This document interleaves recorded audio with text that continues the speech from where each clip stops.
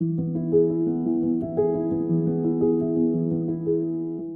I'm Kelly Gellatly, Director of the Ian Potter Museum of Art, and I'm here to speak today about this relatively new acquisition by Vivienne Binns titled Lino, Canberra Tile Formation and Overlay. We've decided recently, given the assessment that's going on across the world about the representation of female artists in collections and in exhibition contexts, to turn our eyes on our own collection, and perhaps not surprisingly, the representation of women is not so great.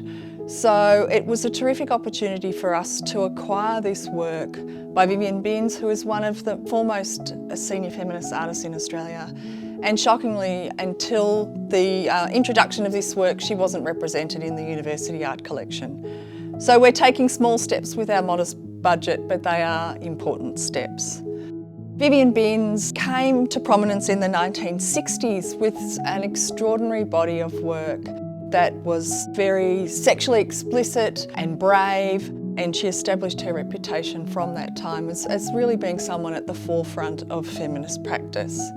The work is made up of small fragments of linoleum that Viv had collected from various houses around Canberra that were due to be demolished. They are extraordinarily beautiful, so there's always that sense too of wanting to decorate and make a home both welcoming and aesthetically pleasing in straitened times. They're cut up into fragments like tiles. You do get this kind of beautiful tessellation, so it's not about anything being perfect.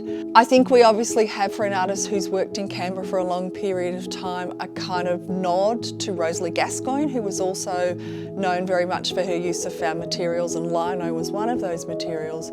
So we read this both as a domestic and decorative ode, but also with the paint overlay of a kind of abstract landscape, and an ode to Canberra and the Monaro Plains, an area which Viv has lived in for a long time and loves very dearly.